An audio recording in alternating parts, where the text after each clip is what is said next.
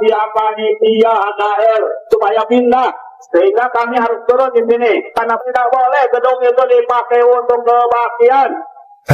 Jawa Barat ini udah darurat Kristen fobia. Ini masa intoleran yang mengaku bernama PASS, pembela Ahlus Sunnah, mendemo kegiatan KKR kebaktian kebangunan rohani atau kebaktian tahun baru yang diadakan oleh pendeta Stephen Tong. Jadi saking mereka anti sama agama Kristen, warga Jabar ini mengumpulkan massa, sewa mobil komando dengan sound system, lalu teriak-teriak di pinggir jalan menuntut kebaktian dibubarkan. Saking kuping mereka panas dengar umat Kristen nyanyi lagu rohani. Entah kenapa warganya Kang Deddy ini begitu fobia sama apapun yang berbau Kristen, yang berbau salib, sampai yang berbau Natal. Tapi apresiasi sebesar-besarnya untuk bapak-bapak dari Polrestabes Bandung yang sudah hadir memastikan kebaktian KKR bisa tetap berlangsung meskipun diganggu oleh Nugelo Budung. Bravo, Pak.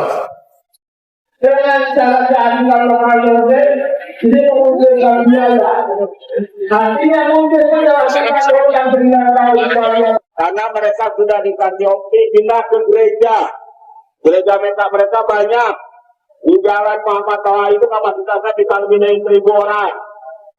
Jadi kita berharap meminta kepada aparat mengingatkan kepada pihak panitia KKR di forum ini supaya pindah ke gereja, jangan di gedung umum, ya.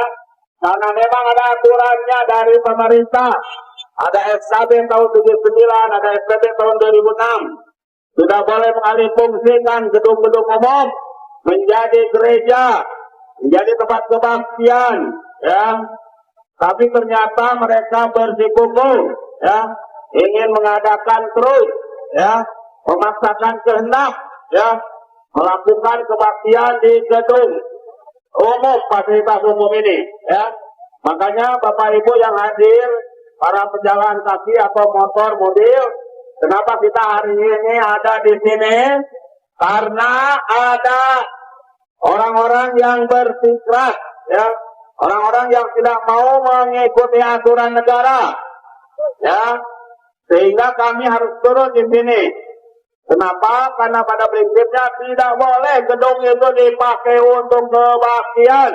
Bismillahirrahmanirrahim. Assalamualaikum warahmatullahi wabarakatuh. Kepada warga kaum muslimin khususnya di Bandung, Jawa Barat, dan juga masyarakat Jawa Barat, Indonesia pada umumnya.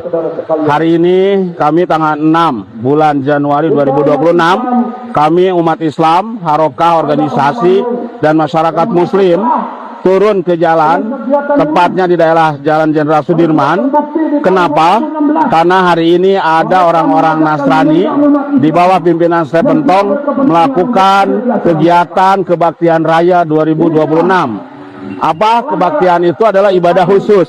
Kami turun bukan menolak kebaktiannya. Kami tidak melarang orang-orang Nasrani melakukan ibadah sesuai keyakinan mereka masing-masing. Tapi kenapa kami turun? Karena mereka menggunakan fasilitas umum. Ada Ballroom Jenderal Sudirman. Halo semua, seperti yang kita lihat, terjadi lagi aksi sekelompok orang yang berusaha menghalangi kegiatan ibadah umat agama lain. Aksi kriminal kali ini dilakukan oleh sekelompok orang yang menyebut diri mereka sendiri pembela Ahlus Sunnah, Harokah Islam, dan Paguyuban Pengawal Negara Kesatuan Republik Indonesia di depan Gedung Sudirman Grand Ballroom, Jalan Jenderal Sudirman, Bandung. Tujuan sekelompok orang yang dipimpin oleh Ustadz Dani M. Ramdan ini adalah untuk menghentikan kegiatan kebaktian raya Tahun Baru bersama Pendeta Stephen Tong pada tanggal 6 Januari 2026. Ustadz ini melakukan aksinya karena dia mengira ada undang-undang yang melarang warga Indonesia untuk beribadah di gedung atau tempat umum. Padahal tidak demikian. Tidak ada satu undang-undang pun di Indonesia yang melarang warganya untuk kebaktian atau beribadah di gedung umum. Karena jika ada, seharusnya semua musola yang ada di gedung perkantoran, di mal, atau di tempat-tempat umum lain harus ditutup. Sebaliknya, ada pasal-pasal di dalam Kitab Undang-Undang Hukum Pidana Baru yang berlaku secara penuh sejak tanggal 2 Januari 2026 yang menjamin setiap warga negara dalam menjalankan ibadah dan bahkan menyatakan perbuatan yang dilakukan oleh Ustadz Dani M. Ramdan dan kelompoknya adalah tindakan kriminal. Mari kita baca pasal 305 KUHP baru. Butir 1. Setiap orang yang membuat gaduh di dekat bangunan tempat untuk menjalankan ibadah pada waktu ibadah sedang berlangsung dipidana dengan pidana denda paling banyak kategori 1. Perhatikan di sini, bukan dikatakan tempat ibadah, tetapi bangunan tempat untuk menjalankan ibadah. Artinya, pasal ini bukan hanya berbicara tentang tempat ibadah seperti masjid, gereja, kelenteng, dan lainnya, tetapi bangunan manapun yang digunakan untuk menjalankan ibadah, termasuk bangunan umum. Supaya teman-teman lebih paham apa yang dimaksud ayat ini, contohnya ketika umat muslim sedang melaksanakan sholat di musola dalam sebuah mall atau sedang sholat di dalam kantornya, tidak boleh membuat gaduh di sekitar musola tersebut. Jadi ayat ini menjelaskan bangunan boleh dijadikan tempat untuk menjalankan ibadah, dan yang membuat gaduh di sekitarnya ketika ibadah sedang berlangsung melakukan pelanggaran hukum pidana. Di ayat kedua tertulis, setiap orang yang dengan kekerasan atau ancaman kekerasan mengganggu, merintangi, atau membubarkan pertemuan keagamaan atau kepercayaan dipidana dengan pidana penjara paling lama 2 tahun atau pidana denda paling banyak kategori 3. Dan di ayat ketiga tertulis, setiap orang yang dengan kekerasan atau ancaman kekerasan mengganggu, merintangi, atau membubarkan orang yang sedang melaksanakan ibadah atau upacara keagamaan atau kepercayaan dipidana dengan pidana penjara paling lama 5 tahun atau pidana denda paling banyak kategori 4. Jadi, jelas umat Kristen melakukan kebaktian di Gedung Sudirman Grand Ballroom tidak melawan hukum. Sebaliknya, sekelompok orang yang dipimpin oleh Ustadz Dhani M. Ramdan itulah yang melawan hukum. Nah, mungkin teman-teman bertanya, kalau begitu kenapa kelompok kriminal yang dipimpin oleh Ustadz Dhani M. Ramdan ini tidak ditangkap oleh polisi? Jawabannya adalah, pasal 305 yang barusan kita baca adalah delik aduan. Artinya, menurut aturan, polisi hanya akan bertindak jika ada yang melaporkan. Kenapa harus ada yang melapor? Karena memang aturan delik aduan memang begitu. Misalnya di sini dikatakan mengganggu orang yang sedang melaksanakan ibadah. Jika ada sekelompok orang berteriak-teriak di sekeliling orang yang sedang melaksanakan ibadah, tetapi orang yang sedang melaksanakan ibadah itu tidak merasa terganggu, tidak mungkin polisi menyatakan sekelompok orang itu mengganggu orang yang melaksanakan ibadah. Jadi apa yang harus kita lakukan sebagai umat Kristen ketika menghadapi situasi seperti ini? Yang pertama adalah, kita harus ingat kita punya pasal 305 KUHP baru ini. Ketika kita menghadapi situasi seperti ini, kita bisa langsung cari di internet dengan kata kunci pasal 305 KUHP baru. Yang kedua adalah, kita harus memperingatkan sekelompok orang yang tidak tahu hukum itu bahwa apa yang mereka lakukan adalah pelanggaran hukum. Perlihatkan pasal 305 KUHP baru kepada mereka dan meminta mereka untuk bubar. Jika mereka tidak mau bubar, katakan kepada mereka bahwa jika mereka tidak mau bubar, kita akan lapor polisi. Dan kita benar-benar harus lapor polisi jika mereka tidak mau bubar. Nah, bagaimana jika polisi tidak mau membubarkan mereka? Kita punya satu pasal lagi yang perlu kita ingat di KUHP baru, yaitu pasal 21. Setiap orang dipidana sebagai pembantu tindak pidana jika dengan sengaja memberi kesempatan, sarana, atau keterangan untuk melakukan tindak pidana, atau memberi bantuan pada waktu tindak pidana dilakukan. Jadi, jika ada polisi tidak mau membubarkan mereka yang melakukan pelanggaran pasal 305, kita bisa menganggap polisi tersebut sebagai pembantu tindak pidana, yang dengan sengaja memberikan kesempatan dan sarana untuk melakukan tindak pidana. Dan kita bisa melaporkan polisi itu kepada atasannya dengan pasal 21. Nah, bagaimana jika masih tidak berhasil juga? Di negara ini, kita punya aturan tidak tertulis. No viral, no justice. Tidak viral, tidak ada keadilan. Haleluya, haleluya, haleluya. Assalamualaikum warahmatullahi wabarakatuh. Salam Aki. Aku kabarkan Injil keselamatan. Bapak Ibu Tuhan, ketemu lagi dengan saya Evangelis Avraham Effendi Usman. Bagaimana kabar Bapak Ibu semua? Tentu luar biasa. Yes, yes, wow. Kita itu sangat istimewa. Nah, saudaraku, para pencinta yang bahagia dan para pengikut Kristus yang setia, bagaimana tanggapan kita semuanya setelah kita sama-sama menyaksikan cuplikan video di awal tadi? Silakan tulis di kolom komentar dan mari kita berikan komentar yang baik. Berikan komentar yang terbaik Bapak Ibu ya. Dan mari kita memberikan komentar yang positif. Kita tunjukkan lewat komentar kita. Sehingga orang-orang di luar sana yang masih tinggal dalam kegelapan ketika mereka membaca komentar kita, mereka menemukan kebenaran. Karena kebenaran yang hakiki itu hanya bisa kita dapatkan lewat pribadi Adonai Yeshua HaMashiach. Satu-satunya pribadi yang pernah hadir ke dunia ini yang mengatakan Ana al-Haq, akulah kebenaran, itu adalah Yeshua. Itu adalah Yesus Kristus. Kenapa? Karena Yesus berasal dari kebenaran itu sendiri, Bapak Ibu. Nah, saudaraku yang dikasihi Tuhan, para pencinta Injil Habaget dan para pengikut Kristus yang setia. Itulah yang terjadi di bangsa dan negara kita. Berbulan-bulan terulang kembali, berminggu-minggu kembali terulang. Tahun berganti tahun kembali terulang. Ganti presiden kembali terulang.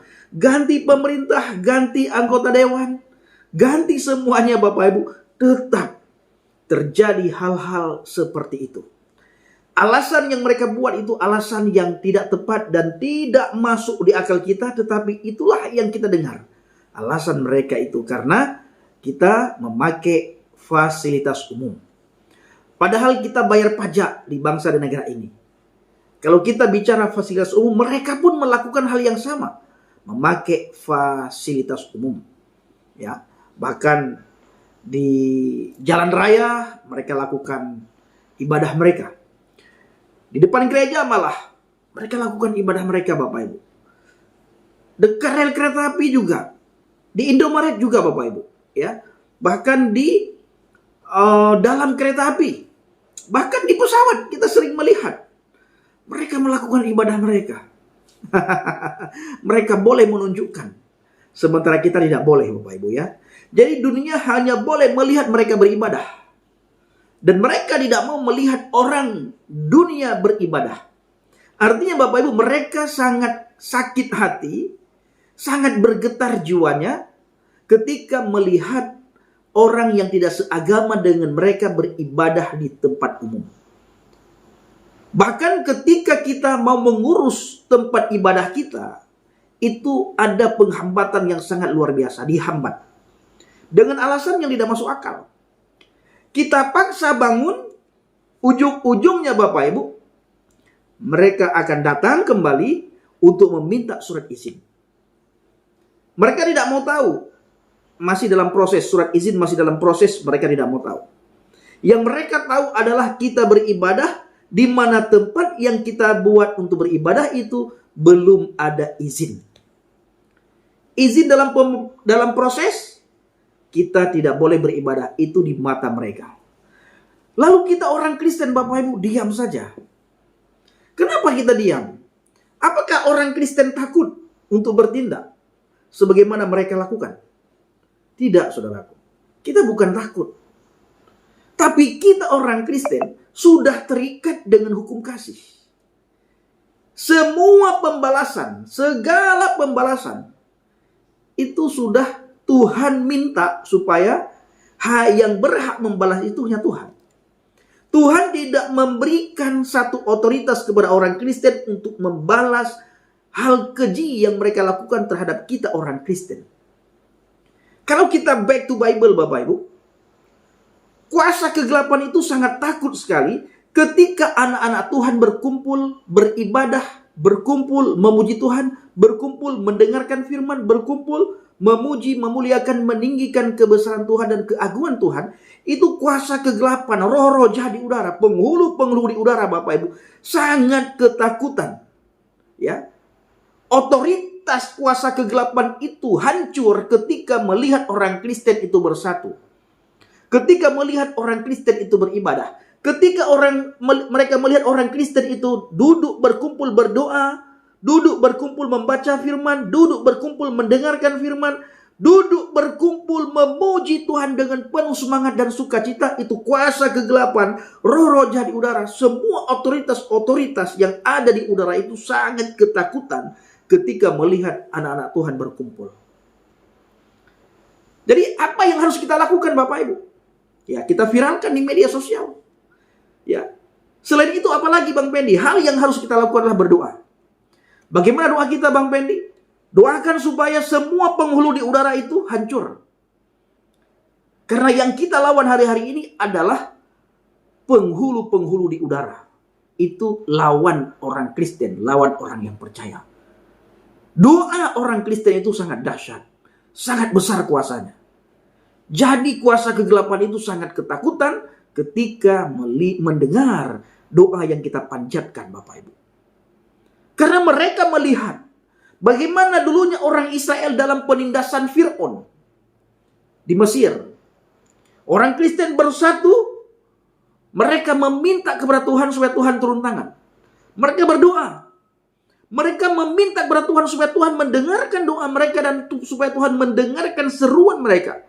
Alkitab mencatat Bapak Ibu seolah-olah Tuhan di tempat yang maha tinggi melihat bagaimana penderitaannya orang Israel. Mendengar doa orang Israel, mendengar seruan orang Israel. Ketika orang Israel bersatu, mereka berdoa. Orang Israel tidak berani membalas karena mereka tidak punya kuasa dan otoritas serta daya dan upaya, Bapak Ibu. Takut. Kalau ketahuan, diselesaikan oleh Fir'aun, Bapak Ibu, bersama dengan bala tentaranya. Ketika mereka meminta izin untuk beribadah kepada Bapa Yahweh, kepada Tuhan yang telah disembah oleh Bapa Abraham, Ishak dan Yakub, pencipta langit dan bumi, laut dan segala isi yang ada di dalamnya, yaitu Yod-He-Vav-He, Bapa Yahweh, yang kita kenal lewat pribadi Adonai Yeshua HaMashiach. Tidak diizinkan oleh Fir'aun bersama dengan tentaranya, bersama dengan seluruh rakyat Mesir. Apapun yang orang Israel lakukan, upayakan, buat pendekatan, ya apapun yang mereka kerjakan, supaya diberikan izin untuk beribadah, tidak diberikan izin, Bapak Ibu. Dengan alasan yang tidak jelas. Lalu apa yang terjadi? Dan apa yang dilakukan oleh orang Israel pada waktu itu? Mereka berkumpul. Mereka bersehati. Mereka bersepakat. Berdoa sungguh-sungguh kepada Tuhan. Tuhan melihat kesungguhan orang Israel pada waktu itu ketika berdoa. Tuhan mendengar keseriusan orang Israel ketika orang Israel berdoa kepada Tuhan. Sehingga Tuhan mendengarkan doa orang Israel, Bapak Ibu. Nah, tetapi saudaraku yang dikasihi Tuhan, para pencinta Jelah Baget, ketika orang Israel dibebaskan dari siksa Fir'aun, dari penyiksaan Fir'aun dan bala tentaranya, orang Israel lupa bagaimana dulunya mereka menderita. Lupa berharap kepada Tuhan. Lupa berdoa kepada Tuhan. Di saat di padang gurun, mereka bersungut-sungut. Mereka tidak lagi meminta kepada Tuhan. Mereka tidak mau lagi sedikit pun merasa berada di dalam capek, ya, dalam kesengsaraan, dalam tekanan, capek karena perjalanan. Mereka, saudaraku, tidak mau lagi berseru kepada Tuhan. Mereka tidak mau lagi berdoa kepada Tuhan. Tapi mereka bersungut-sungut kepada Musa. Nah, saudaraku yang dikasihi Tuhan, hari-hari ini yang harus kita lakukan adalah kita harus kompak. Kita harus bangkit. Apa yang harus kita bangkit, Bang Pendi? Iman kita. Dunia harus tahu bagaimana iman orang Kristen. Dunia harus tahu bagaimana kasihnya orang Kristen. Ini yang harus kita tonjolkan. Minta kepada Tuhan. Tuhan pasti turun tangan, Bapak Ibu. Ya, Tuhan pasti turun tangan. Karena segala penghakiman itu haknya Tuhan. Kita tidak diberikan otoritas, tidak diberikan kuasa untuk menghakimi. Kita hanya diberikan kuasa untuk mengusir setan-setan, mengusir roh-roh jahat di udara dalam nama Yeshua HaMashiach, dalam nama Yesus Kristus, mendoakan orang sakit, tetapi untuk menghakimi orang itu tidak diizinkan oleh Tuhan. Nah, ini saudaraku. Nah, jadi Bapak Ibu dikasihi Tuhan, para pencinta Jelah Baget, jadi orang Kristen itu bukan takut. Ketika kita tidak melawan, orang-orang mengatakan orang Kristen ciut nyali, takut. Bukan. Karena kami sudah terikat dengan ajaran kasih. Karena kami dididik dengan kasih. Karena kami ditanamkan dengan kasih. Bahkan kalau kita ambil Alkitab, lalu kita peras Alkitab itu, maka yang keluar pertama sekali itu kasih. Dan terus-terusan kasihilah, kasihilah, kasihilah. Ampunilah, ampunilah. Berkatilah, berkatilah. Ini yang keluar, Bapak Ibu. Maka kita harus bangga dengan kekristenan kita. Kita harus bangga menjadi pengikut Kristus. Mari kita lihat dalam Injil, dalam kitab Roma 12 ayat yang ke-19. Saudara-saudaraku yang kekasih, janganlah kamu sendiri membalas dendam, tetapi berilah tempat bagi murka Elohim, sebab ada tertulis, pembalasan itu adalah hakku. Akulah yang membalas, firman Yahweh. firman Tuhan. Tuhan huruf besar semua. Merujuk kepada Yod He Vav He. Merujuk kepada Yahweh. Kita lihat dalam Ibrani 10 ayat 30. Sebab kita mengenal Dia yang berkata, pembalasan itu adalah hakku. Akulah yang akan membalas. Dan lagi, Tuhan akan menghakimi umatnya. Jadi saudaraku, kita serahkan semuanya kepada Tuhan. Kalau Tuhan turun tangan, sebentarnya Bapak Ibu. Ya, sebentarnya. Selesai mereka itu. Kenapa mereka bisa melakukan begitu Bapak Ibu? Karena hidup masih di dalam kegelapan. Hidup masih dikuasai oleh kuasa kegelapan. Pikiran mereka masih terikat dengan hal-hal yang tidak diinginkan oleh hati nurani seseorang. Tapi karena agama ataupun ajaran mereka, sehingga membuat mereka harus melakukan seperti itu. Ada banyak orang di luar sana yang tidak mau mengganggu ibadah orang lain. Itu karena hatinya baik. Itu karena Bapak Ibu hati nuraninya itu baik. Dan hati nuraninya itu bertentangan dengan ajaran atau agama atau kitab yang dibacanya. Nah, makanya saudaraku, kita ini butuh Yesus. Butuh Yeshua HaMasyiah. Yang bisa mengubah karakter jahat kita menjadi baik. Dan dari baik itu kita dibawa kepada kebenaran. Itu hanya bisa apabila kita berada di dalam HaMasyiah, di dalam Kristus. Bagaimana caranya Bang Pendi supaya kita selalu hidup dipimpin oleh kuasa Roh Kudus, dipimpin oleh Tuhan? Ya, satu-satunya cara baca firman Tuhan. Saya tidak pernah jemu-jemu supaya kita orang Kristen harus baca, merenungkan, lakukan firman Tuhan siang dan malam. Inilah yang paling disenangi oleh Tuhan.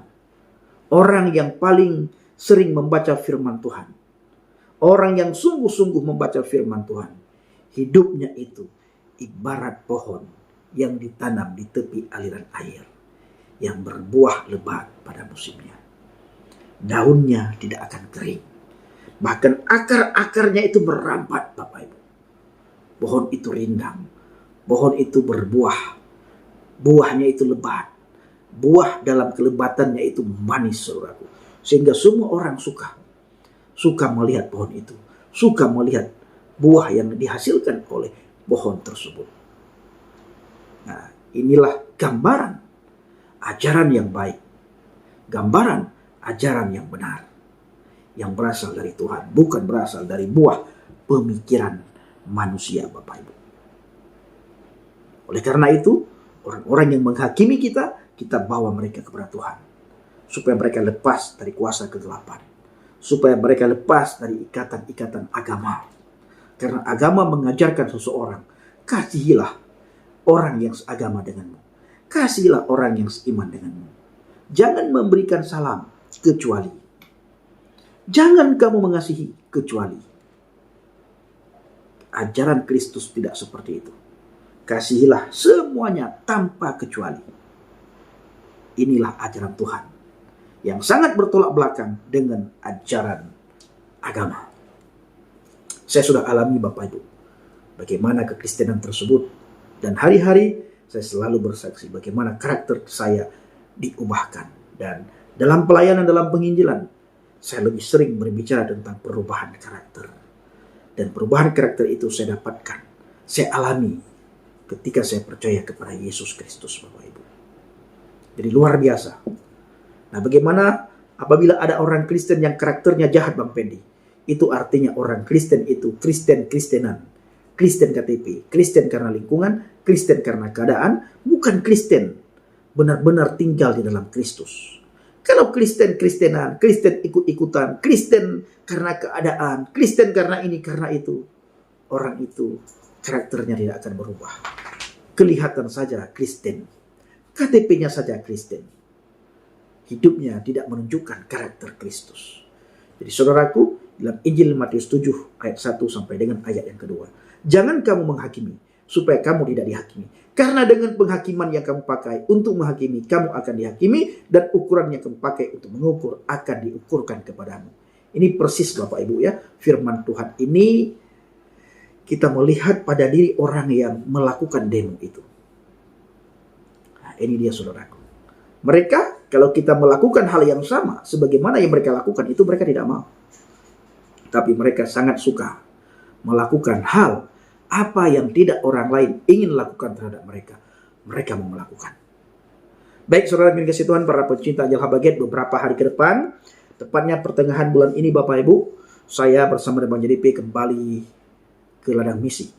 Misi kami kali ini mulai dari Riau. Dari Riau nanti kami ke Padang, Sumatera Barat. Beberapa hari kami di Padang. Lalu selanjutnya kami berangkat ke Aceh Tenggara. Kami sangat butuh doa daripada Bapak Ibu semuanya. Kami sangat butuh support dan semangat yang Bapak Ibu berikan kepada kami semuanya.